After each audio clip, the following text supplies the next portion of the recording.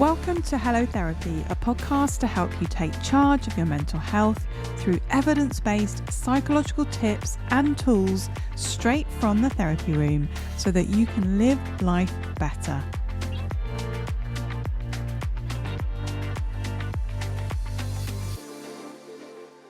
If you ever feel like an imposter in your own life and you experience self-doubt and perhaps anxiety, then keep listening. I am joined by Dr. Gurpreet Kaur, clinical psychologist and specialist in imposter syndrome. In this episode, we basically do a deep dive into imposter syndrome, what it is, what the signs are, and where it comes from. We talk about the cultural differences that can exist, as well as the intergenerational experiences that people have that then inform our sense of safeness within ourselves. We touch on how high functioning anxiety and perfectionism can be linked with imposter syndrome. And we talk about what to do about it. So the practical things that you can do to help yourself manage imposter syndrome if that is something that you experience. So let's dive in. So thank you, Gurpreet, for joining me on the Hello Therapy podcast. Thanks for being here. Thank you for having me. It's quite exciting. I'm really excited about our chat today. So we are going to talk about imposter syndrome, aren't we? Because that's one of your specialist areas. But before we go into that, can you tell our listeners who you are and what you do? Yep. So I'm a clinical psychologist, Dr. Gurpreet Kaur, and I work in private practice. I work online only. And what I do is I work with people who are feeling stress, anxiety, trauma, all the usual indicators, but I use a very trauma-informed lens. So what that means is we work to really understand the root, get to the root of the issue in terms of where these issues really started. And we try to work very much in a value-led way. So to alleviate some of the symptoms, I think it's really useful to be living a life that is meaningful and fulfilling and value-led. So that's kind of the aim of what I do. And I work using EMDR with my one-to-one clients, and I can do that weekly or intensively. So we can do a lot of therapy in 1 week if some people prefer that as well. So that's kind of the main body, I suppose, of what I do. But as we were talking about before, we're kind of both on social media as well, aren't we? We try to have that little pocket of things that we do in order to raise awareness of mental health difficulties and reduce stigma as well. There's quite a lot, I think, that we do. There is. Well, there's a lot that you do there, and I'm really curious about the intensives that you do, and maybe that'll be for another podcast. Yeah, it's something that I've been doing now for a couple of years. Yeah, and just to let people know, it's just working in a similar way, but in a more condensed way. So we work for longer hours. So rather than a weekly session for 6 months, we will do 2 to 3 hours several times a week. So actually the progress can be a little bit quicker with that, just because we're taking out the stop-start bit at the end of therapy. And I've found that it has had some really good results. Works particularly well for people who just haven't got the time to dedicate to weekly therapy. They're in between jobs or their parents, and it just helps people to focus in on a particular part that they want to focus on. So it's an interesting development, I think, in EMDR in particular, but also just for people in private practice who want to work differently with clients who are coming through. So yeah, really interesting. Keep an eye out for this. Yeah, we'll do. So imposter syndrome. What is imposter syndrome and why is it called a syndrome? It's interesting. I think that imposter syndrome, it can be defined in so many ways. I think essentially it's like, I would say it's almost like a secret that people carry around in terms of actually how much they feel like a failure, how fake they feel. And that can be very, very weighty because it's not something that they can often share with people. Because on the surface, people look like they're doing really well. They're often in quite good jobs. They're often holding down family. They're often, looking fine. But actually, it's the interior, it's the internal bit that is really, really struggling. And they feel essentially like they're going to be found out to be a big fraud, a fake, that someone's going to clock on to the idea that they really shouldn't be in the role that they are. So that's really one big defining key aspect of imposter syndrome. Alongside, I would say, an inability to actually feel good enough. So that inability to actually feel like, yes, I have achieved, and yes, I did this, and yes, I can hold that feeling of success, and that feels really good. because there's such a feeling of being a failure, people often sideline that success and the achievement to Mm-hmm. something else. It was because of luck, it was because of karma, it was because of so and so who helped me. And actually, I'm just not very good enough. So I have to keep on going on the cycle and doing the thing. So in that way, that's what I mean. It's like a big secret that I think people carry around, that about how they're just not good enough, and they develop all these kind of coping strategies to keep the failure part away from people's eyes. And they work really, really hard. There's a lot of perfectionism there. There's a lot of people pleasing. There's a lot of all those kind of self-sabotaging behaviors as well. But as long as they can keep the facade up of people Mm-hmm. seeing me as a hardworking person, and I have to push myself as well, then I'll be safe and people won't see the bit underneath, which is essentially me being a failure. And I think the reason it's not a diagnosis and is a syndrome is because I think, when we think about diagnoses in the DSM or the ICD, I think that's more about the functionality. Like, people really struggle with functioning in life, don't they? And so Mm-hmm. Yeah. certainly with some disorders, that's when clinicians would get really involved, and psychiatrists might think about medication and all of those things. But a syndrome is more, a cluster of symptoms that we observe, certainly as mental health professionals, and we Mm-hmm. observe so frequently that we notice a pattern.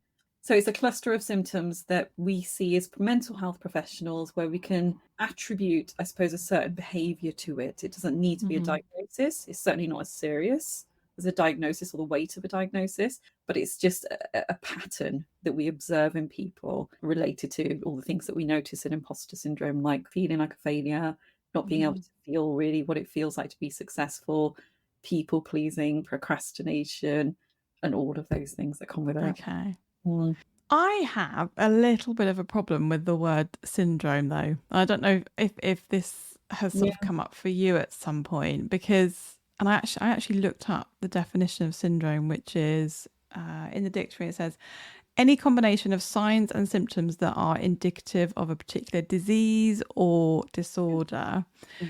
So, yeah, when you say syndrome, where I think a lot of people's minds go to is a problem. It's pathology. Yeah. And it's strange, isn't it, that imposter syndrome has been coined that term, and it's not a psychiatric diagnosis. It's not something that you can be diagnosed with. Yeah. And yet, that the language that we use to describe that cluster of experiences or symptoms is linked up with that idea of pathology.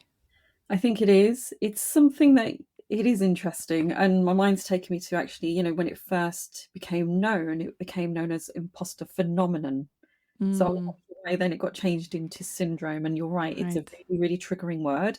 And I think a lot Yeah. of people don't want to associate with it because of that factor. So, Mm, I would encourage people to take these terms lightly. It's more about trying to get a sense of what you're experiencing as not something that's really, really bad and really, really awful, in that people are mm, going to look at you in a certain way. It's more just getting a sense of, oh, hang on a minute, this is a thing. I might not align with the term very well, but actually I get what it's talking about. So what can I do about it? And I think, us as psychologists, even in kind of private practice on social media, I think we're all very aware of some of these yeah. barriers that have existed within our own profession. And actually, a lot of people are walking away from the whole even theory of diagnoses, and, thinking, actually, well, what does this look like? What's your story? What's Yeah. led to you being here today? And what can we do about it? And that's certainly what I'm interested in helping Mm, people and clients I see to understand. So I think you're absolutely right. It is interesting that it got termed as a syndrome from yeah. phenomenon, but it's not something that I think we have to sit with too much in terms of actually, identifying with that terminology. I Mm, just think it's more important to take away the fact that this is extremely common. Everybody pretty much experiences it at one point or another in some form or another, and there are things we can do about it. So I think it's mm. important to take that forward and walk forward with that. Yeah, absolutely. I thought I'd just bring that up because I think it's important, isn't it, to discuss this stuff. And Mm, you know, we do need we we do need language. We do need yes. shorthand for things that people experience. But yeah, I like what you said there about like holding it lightly. Yeah, there are these terms, but it is at the end of the day, yeah, about your experience and absolutely. what that means for you. And I think the way that I look at imposter syndrome stuff is I kind of visualize it in my head as like along a continuum. So at one end, you'll have, Mm, somebody who is like really, really struggling with this stuff to the point where it's leading into anxiety and low mood or depression or other problems. But on the other end of the continuum, it's, as you say, it's sort of once in a while that kind of thought pops up about being a bit of a fraud, or mm, but it's not a problem for someone. It's just there sometimes. mm. Is that how you look at it, or is that your experience of it? Absolutely. I think that's really important that you raise that. It's absolutely a spectrum. But I would argue, I think most things we experience are that everything's on a Mm, spectrum in some way or another. And again, I think it's for us to identify, well, how severe is this for me? How much of a problem is this for me? And if I'm honest, I think that's the big job for people to work through. To first of all identify that, oh, this is a thing happening to me that I can kind of separate from and learn to observe, rather than this is just all me and I can't do yeah. anything about this. So I think that's kind of the first job, isn't it? Getting a sense of a separation out of this experience that I'm having and looking at it a bit more objectively. And then figuring out, well, how impactful is this? Like, how much is this causing me a problem? And moving away from the idea that this is only me and I can't be anything else. And then Yeah. once you identify that, I think that that will influence then what you do about it and how much you need to do about it as well. So, like you Hmm. said, if it's kind of going to an interview or attending a podcast and thinking, oh god, oh shit, no one's going to really care about me or what I say, Yeah. versus I cannot go to work, I cannot get this project done, this is like becoming a big problem, my managers are even noticing, or I'm overworking so much I don't see my family, my kids are getting so disconnected from me, I'm losing myself in everything I'm doing. That's a functional problem. That's becoming a Yeah. really, really big problem that we need to go and work on. But I think it's for people to make us a connection to that and get a sense Mm. of actually whereabouts they are on that spectrum, so they know what level to intervene and how to kind of move forward with that. Yeah. And I was really struck by the research that kind of generally says that in terms of, sort of who does this impact the most, the research shows that it's people in academic healthcare settings. So my mind went to doing a doctorate in clinical psychology Yeah. and psychology and therapists in general, and sort of certainly thinking back to my training days and all pre-training actually, because it's really tough to get on courses, how much imposter syndrome was sort of rife for me. And it kind of felt like a bit of a rite of passage, I think, to certainly being on the course, certainly Mm. that first term on the course. The other interesting finding was, well, I was sort of hoping that as you get older, imposter syndrome sort of dies down a bit, but actually I think half studies show that age, it doesn't make a difference, and half the studies says that it does. So I think Mm. the conclusion is that age isn't a factor. What's your sense, or in terms of like the people that you work with, like who is it that you're seeing? I think predominantly I just see more women, and I tend to see a lot of women from minority backgrounds as well. Mm, Not totally, but I do notice it's across the board. That's one thing I do want to emphasize. It is yeah. across the board. So I see a lot of white British men who are very highly successful in their careers, Mm, working in the city. You wouldn't think, objectively that there's a problem, but there's a lot of feeling insecure. There's a lot of sense of not being good enough showing up there as well. But I think it's definitely across the board. And I think what brought me to imposter syndrome from my trauma informed work was how it keeps showing up in a similar way with people, regardless of who they are. But I was noticing, if I'm honest, that actually when I work with people who are from a minority background, who are female, there tends to be, I don't know, there's a heavier weight there, I would say, in right. terms of how much they feel they can, I don't know, almost assimilate and perform at the same level as their peers Mm, who are not from a minority background. So it feels like I don't want to say more barriers, it just feels like the weight is heavier around people who have got, hmm. I don't know, more difference or don't feel as aligned to the norm, whatever that is. Yeah. Nowadays it's changing a lot. But I would certainly say for women, yeah, I see South Asian men quite a lot as well. I think it's very heavy for people from minority backgrounds. I'm Mm, noticing that more and more in the work that I'm doing, and I can certainly associate my own experiences to that as well. So yeah. coming from a minority background into a white British, academic field, it was a bit like, you do Yeah. feel quite different. You do feel as though you've got to achieve a certain standard that, your peers are at, that you don't necessarily feel very aligned to. And it can Hmm. be a bit tricky trying to figure that out whilst keeping your sense of identity and whilst Yeah. keeping your sense of who you are in all of that as well. So I think it's right. I think a lot of clinical psychologists, yes, and Hmm. certainly people I've spoken to who are clinical psychologists or even therapists, well-being experts, Hmm. struggle a lot with this. But I would say that actually when you're from different backgrounds and there's gender issues as well, I think it does increase the sense of being an Mm, imposter. But even nowadays, with all kind of the neurodiversity field, I think the difference can be experienced in so many different ways. And when yeah. you add that up for one person who's maybe got a lot of those experiences, it can really, really impact how they feel and how they show up. Mm, I think it's a really important question. And if I'm honest, Liz, I think it's one of the bits that is missing more from some of the conversations people have about imposter syndrome. So right. either it's generally the work environments making women feel like they're not good enough, or it's women just not feeling good enough. That's kind of the two clusters, isn't it, of groups, I think, that exist around it. But I think it's just so diverse. I think it's quite a complex issue. And I think there definitely needs to be more attention paid to, well, what are the roots? What are the causes? Like, what are the stories here that are feeding into it, as well as how are the organizations also then not supporting those people, but also feeding into that bit as well to really fuel that sense of feeling like an imposter, Mm. like a fake, feeling not good enough. That's a really important point about the context that people are in and the organizations and the academic Mhm. institutions, etc., and how, they're set up to invite competition, Yeah. right? And in academic settings, you are there to be assessed and Yeah. there are benchmarks that you have to reach, particularly in healthcare settings as well. Yeah. There's lots of rules, there's lots of things that you need to learn. Mm. So it's an environment that, of course, breeds that idea of, oh my gosh, I don't match up to everyone else, and I shouldn't be here.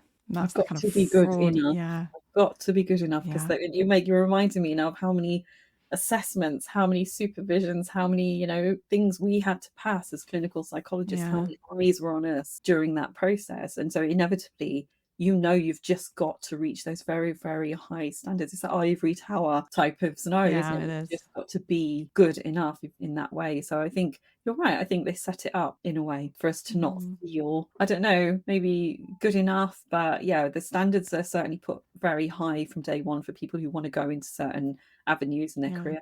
I see it a lot in medics. I see it a lot in that Mm, healthcare profession as well, physical healthcare, the amount of medics who come through who, are really struggling with feeling good enough, but they're also in a system that, unfortunately, I would say from the experiences I've had with clients, that also condone being spoken to in a certain way or being put right.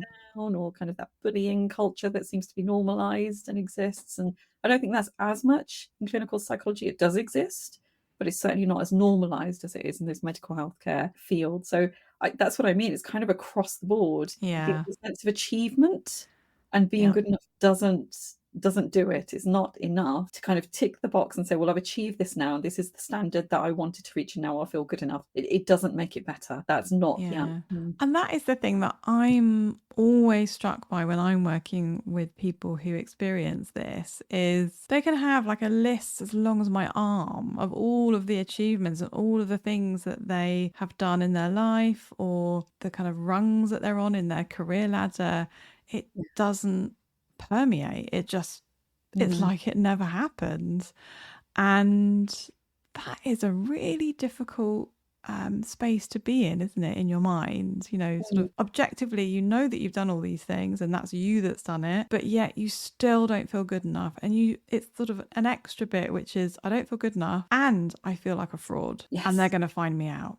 Yeah, I faked my way through this, or it's Yeah. because of something else. And I think that's essentially the problem that people experience in imposter syndrome, the fact that it's just that holding on to, I am good enough. That's the problem, because if you Mm. can't hold on to that, if you haven't got a felt sense of what this feels like to achieve and to actually hold on to that momentary, even experience of achievement that you have created, you keep deflecting onto something else. And so it doesn't matter what it is that you keep going on to create or achieve or do. If you can't experience what that feels like, if you can't hold on to that, Yeah. that then becomes the problem. And then obviously, as we know, feelings are misread as facts, because I feel Yeah. this way, it's got to be true. And I think then that's the bit that we struggle with. And that's why people come to therapy, isn't it? To work through Mhm. actually, well, what has caused this?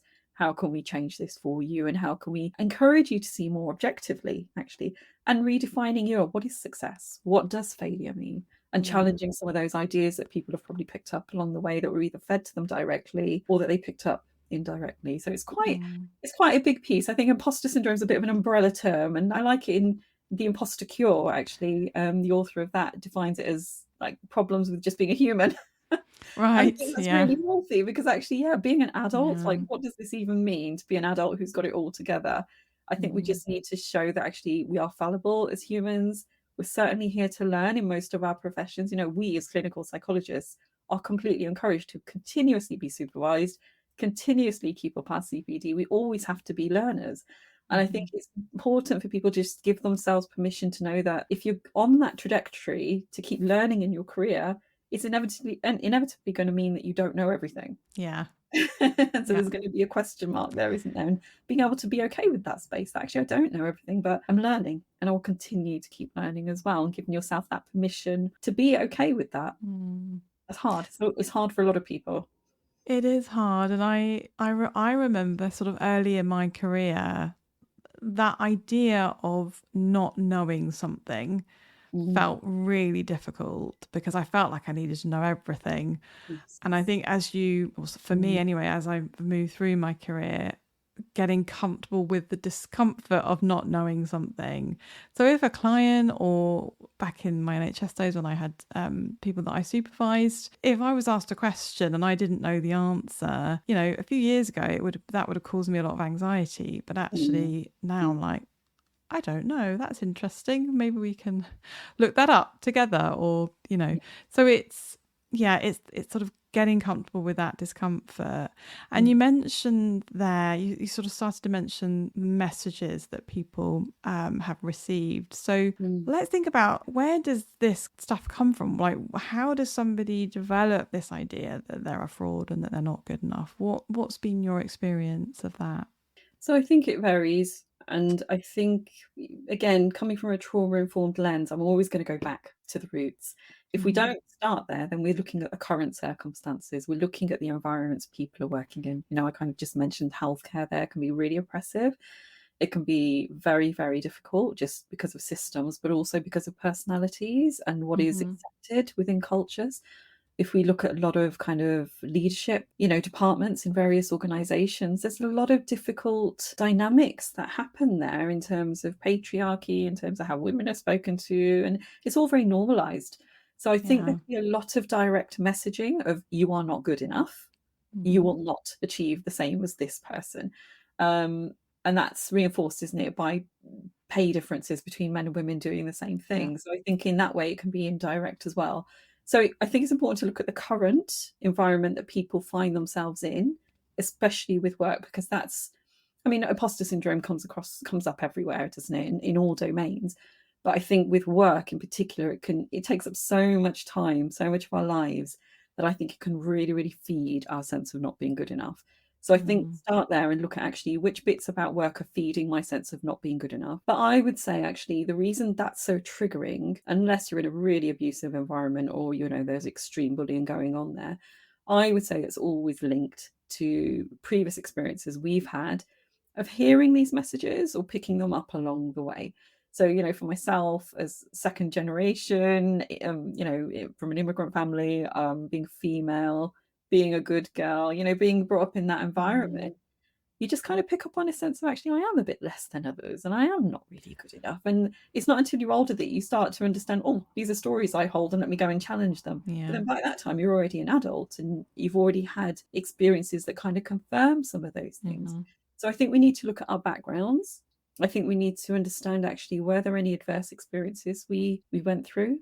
Was there anyone who actually said these things for us? Again, this Mm. kind of berating or being told things that you're stupid or you're dumb or you're just this or you're just that. A lot of our clients experience those things. It might not be Yeah. through parents, it might be through siblings, it might be through friends, it might be through teachers. The amount of clients I have seen who have said, a teacher said this to me, and that was such a significant event to them. And they Yeah. won't hold that on as, they won't connect to that as trauma necessarily, but it was such a fundamental experience that it was a traumatic event. Mm.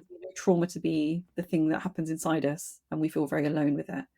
Yeah. And I think it's all of that messaging, isn't it? It's looking at our experiences ourselves. It's looking at actually who was around us and how did they treat us.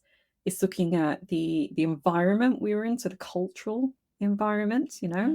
Growing up as a young South Asian girl in a very white British environment definitely fed into my idea of being different. Mm. So I think it's absolutely feeding into all of that contextual issue as well. And another thing I like to bring into my work, if I'm honest, is more of the intergenerational patterns. What are you carrying? What's your genetic makeup saying in terms of how safe you can feel and how good you are and how much you can feel comfortable in your own skin? And again, we know from lots of different experiences that people have, if you look back to their parents, their grandparents, some of the cultural experiences that happened to them have been quite traumatic, quite Mm. traumatic.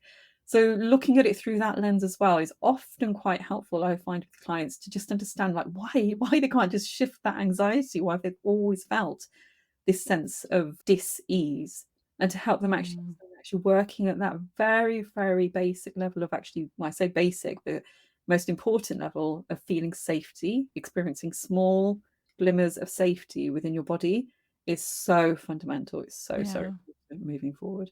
So I know Mm. it's a big answer, but I think it's important to look at the lens and look at it from different angles. It's often not enough to say, I don't feel good enough because of this one thing that's happened to me. I think it's often multifaceted. There are different layers adding up to why we don't feel good enough. Absolutely. And what you're also really highlighting there is the context and, as you say, the intergenerational experiences in your family. And I don't think that's something that perhaps gets talked about that much, is it? In relation to imposter syndrome and that experience.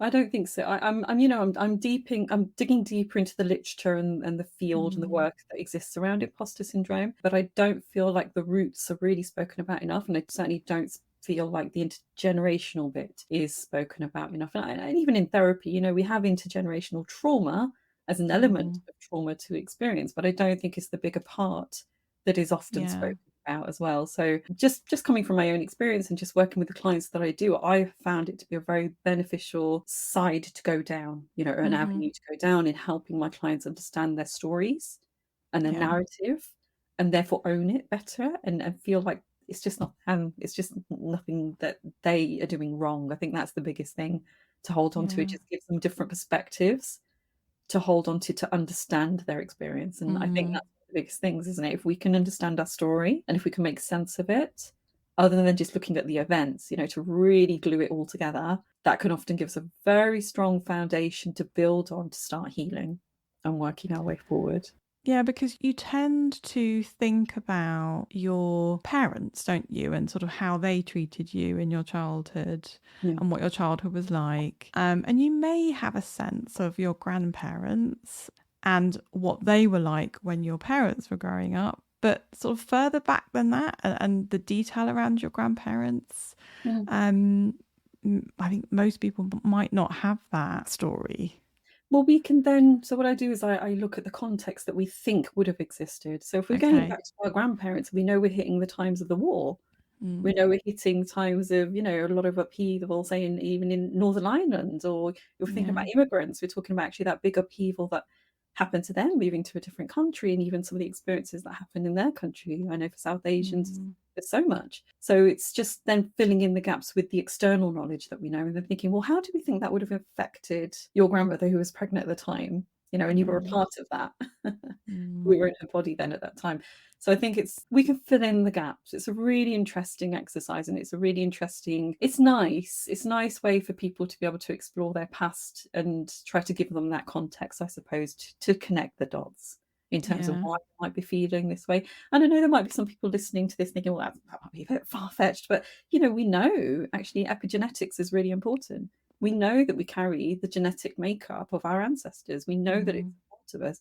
So I think it's really important and very valid to actually have that conversation with clients and not skirt around it. Yeah, absolutely. And you mentioned earlier, well, you said that, yeah, thinking of imposter syndrome as that term as an umbrella term, and under the umbrella there's lots of other things that it's linked to.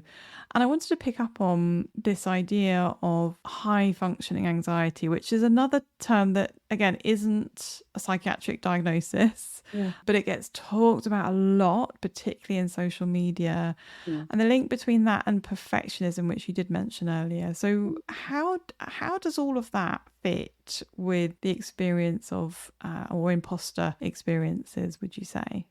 I think the classic imposter cycle is to feel like you have to do everything. So you have really, really high standards of perfectionism. But then because it becomes too much, we avoid and we procrastinate. But then that makes us feel really, really anxious. And then that leads into the high functioning anxiety, which makes us do. So we keep going round Right. in this imposter cycle. Mm. Inevitably, then that leads to so many other things like self doubt and just not feeling good enough and worry and, depression and comparisonitis and all these other things that we can connect to. But I think essentially the things that separate them out. So I don't know, high functioning anxiety has a lot of overwhelm, I would say, with imposter syndrome. But I think the thing that might separate them out is this. I think when people have high functioning anxiety, I think they can hold on better to feeling good. Mm-hmm. Think they can hold on a little bit better to actually, oh gosh, I've done that now. That feels like, oh, really good that that's done. Okay, Yeah. but now I have to get on to the next thing. But I think there's a bit more of a sense of holding on and grasping onto Mm-hmm. that experience of I did this and this feels good enough. And I think with high functioning anxiety, yes, there is a fear and there is a worry of what will people think. I've got a sense that it's a little bit different to actually the complete sense of failure and fear and humiliation, dread that people with imposter syndrome carry around with them Mm-hmm. literally all the time, that really creates a sense of who they are. So Yeah. whilst there's a lot of overlapping elements to these things, but essentially it's that kind of those two things that pull imposter syndrome apart from them, I would say. Mm-hmm. And that over preparation, right, that happens when people are in the grips of imposter syndrome, like feeling like you've got to do so much Yeah. for the presentation that you've got to do tomorrow, or the essay, or whatever it is, feeling like you need to know everything Mm. in case you get that question that you can't answer, or the question comes up in the exam that you don't know about, like, and I imagine that takes up so much time. It does, and I think that's why there's this thing called achievemophobia. What's it called? Achievemophobia. Phobia, sorry, Right. achievemophobia. So Yeah. that's something that people with imposter syndrome can also struggle with, Hmm. which is the fear of achieving, because they Right. know if I get that promotion or if I do really well in this thing at work, I'm going to have to do more. They're going to expect even Yeah. more from me, and I'm struggling to just maintain this level. So I'm just going to Hmm. keep my head down, do what I need to do, and kind of move on with it. But you kind of touched on something that when you said the expert, kind of the knowledge part. That's one form, I would say. So who was it? It was a Valerie Young, I think. She defined 5 types of imposter syndrome Right. based on how we view competence. And the Okay. knowledge bit is one part. So that's the expert who senses that they are competent enough and therefore good enough if they have the knowledge, if they know everything about it. Then we have the perfectionists who are just wanting to always know how to do Yeah. everything, and that's how they view their competence. Then we have the soloist who is all about, well, I do it alone. And if I can do it alone without asking anyone's help, that means I'm good enough. And they Hmm. have to have that kind of sense of it's just all me. Then there's the natural genius who thinks that if I can do it as soon as I need to do it, like without it having to be repeated. So passing the driving test the first time means I'm Hmm. naturally brilliant. If I have to repeat it, I'm not good enough. And I Right. think then there's a kind of the supers that I think most of us really fit into, which is the superman or the superwoman who define competence and being good enough based on actually how much they can do. So they're the great worker, they're the great wife, they're the great friend, they're the great host, they're the great parent, and they have to have a really high level where they're achieving all of that. Hmm. What we know with all of them is that those standards are too ridiculously high for anyone, and we can never be perfect. We're fallible, we're human. Yeah. And so we have to develop some sense of compassionate voice and acceptance around how do we hold those moments when we're not performing in the way that we want to. I think it's really Mhm. important. Yeah, being able to tap into that compassionate part of yourself, isn't it? And Mm. that brings us, I think, nicely to inner critic, which there's a lot of what I do in my work, working with the inner critic. In terms of like your conceptualization of this, would you say that there's like an inner imposter that is actually the inner critic? Or would you put them as separate, do you think? Do you think people experience them in a separate way? So is it our voice or is it something else? Yeah. I think it's a mixture of both. Yeah. I would say that a nice exercise that I do with my clients is the parts work exercise. So trying to Hmm. understand the part of you that is the critic, that is the imposter. And that can be really, really insightful, because they can often identify a part of them that they know is there, but they have to kind of go in and almost befriend it. And then this part opens up to them and talks to them about why it's there. And there's often a color, there's often a shape, there's often a big red raging part of them Yeah. that then kind of becomes different when they start engaging with them. But, Mm. I don't know. I think we can talk about things in terms of the voices we hear as we already have today. And I think it's a big part of that. It can be our inner voice as well. I think it's a big part of not knowing how to have a compassionate voice. I think that's the bit that's really, really important. So, the critic is always going to be there. We know Mm. about our chimp paradox, our monkey mind. It's just going to take us on these avenues that are really, really unhelpful. It's about how much we get absorbed into them and lost in them versus Yeah. how much we can observe them and actually balance them out with a bit more of a compassionate voice. And I think that's really hard for people because compassion stops at a very young age. At school, even becomes very, do this and you'll get a reward, and that's it. But Hmm. compassion stops very, very quickly in our Mm. lives. And I think then reconnecting to what that feels like and not just viewing it as a soppy type of, oh, don't need Yeah. to do that. I'm okay without compassion kind of way. It's really important. And I think that that's a key skill for people, for all of us to really develop Mm. more of. I think what I found in my work with clients is that this way of being where the imposter, the inner imposter or inner critic runs the show, right? Mm, And has run the show for a very, very long time. mm, And so people can get very used to behaving in certain ways, behaving in certain patterns, thinking in certain ways and patterns. And it can be, well, it is difficult to move into a different space, but there can be resistance sometimes, I think, where, someone might say, oh, well, if I don't prepare like I normally do, then what happens? And what then comes in is a lot of anxiety. yeah, So I think sometimes these behaviors that people can do around imposter syndrome, they serve the function of being protective, don't they? They keep yeah. the anxiety at bay. Absolutely, they do. But what do they protect? Yes. So they keep the anxiety at bay, but they're also stopping you from sitting with what uncertainty feels like, or Yeah. what actually a bit of disturbance like anxiety feels like in a way that's not overpowering. So I think Mm, a part of it is, I would never say to a client, just don't prepare for that presentation, just go and do it. It's more about, well, rationally and objectively and with your rational mind, how mm, would you approach this logically? Like, what's enough versus what's too much? And then we start. yeah. And then how do we sit with anxiety that's going to come up? What's going to come up for you? How can you self soothe? How can we, learn to observe this anxiety and connect to the anxiety and understand it so that it's not immediately very overpowering? Obviously with the EMDR, we might want to go and do kind of a bridge back or a float back with that to any early experiences that people have got that connect that experience in their Yeah. body of anxiety, because it's often connected to early experiences and how that anxiety is still stored in the body. So we go and process some of that. So Mm. there's a lot of tools I think people can use with imposter syndrome. I do think some of these kind of techniques are really, really useful. So some of the parts work, some of the EMDR processing to really get to the core of it, to help people understand actually where it's coming from. And I think also there's a lot of nuance as well in all of this, isn't there? Because I was just thinking there that, you can have one person who anxiously thinks to themselves, oh my goodness, they're going to think I'm a fraud in this situation. Mm. But you can have someone else who has the same thought, but it's coming from more of an inner critic place. It's like they're going to think you're a fraud. What are you doing? Kind of tone, right?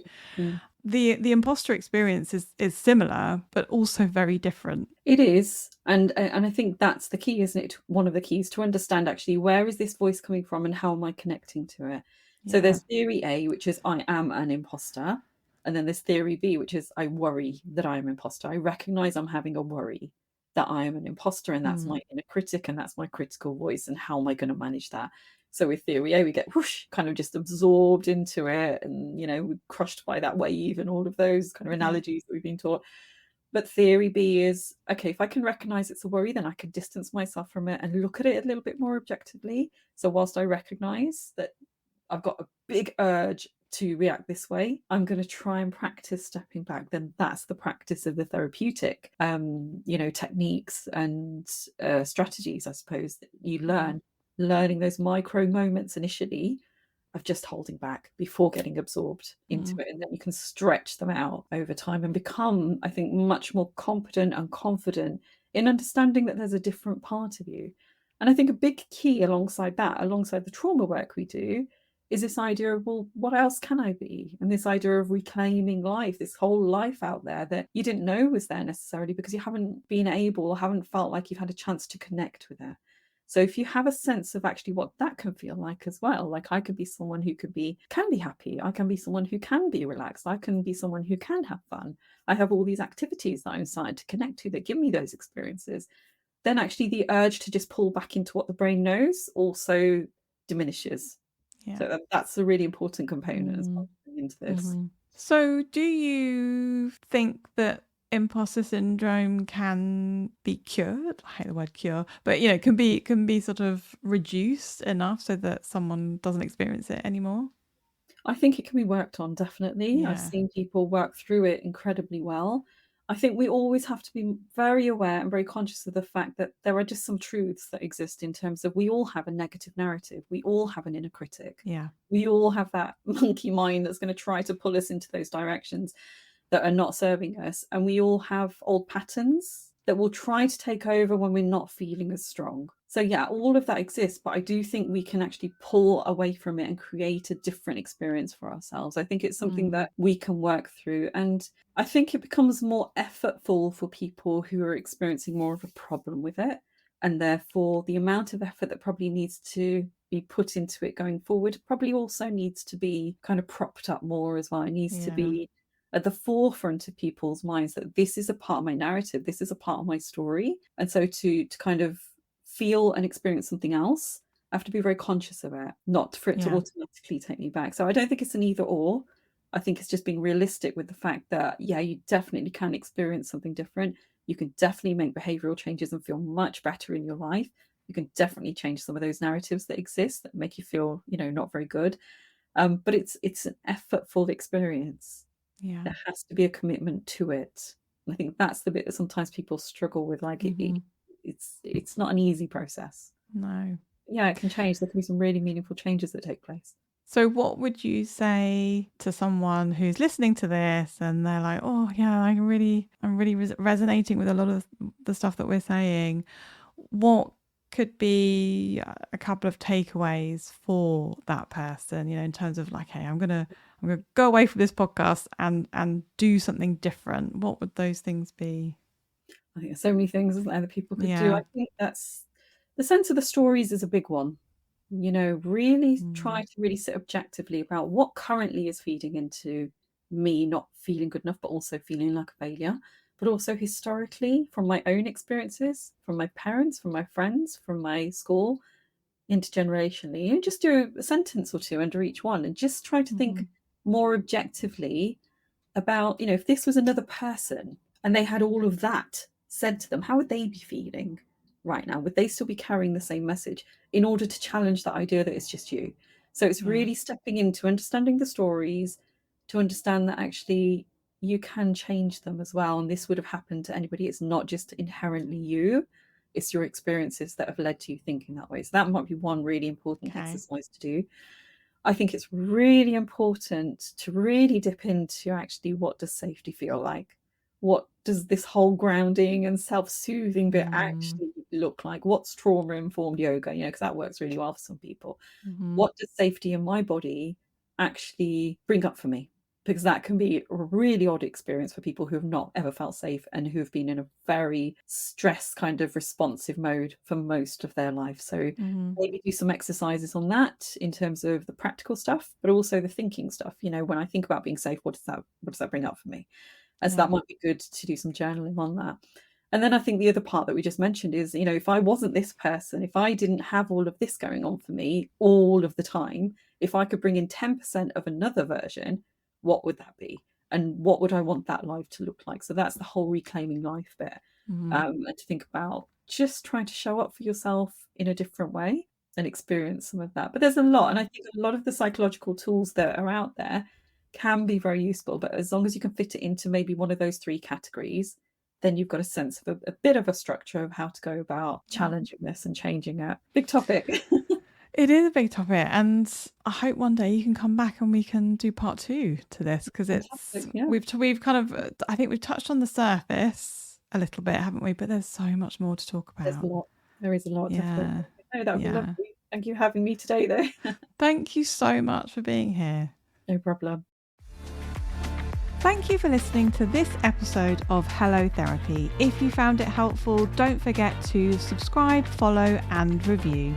You can get more wellbeing and mental health tips by joining our email list and visiting the resources section of our website at harleyclinical.co.uk. The Hello Therapy podcast and the information provided by me, Dr. Liz White, is solely intended for information and educational purposes and does not constitute personalised advice. Please do reach out to your GP or a mental health professional if you need support. Until next time, take care of yourself.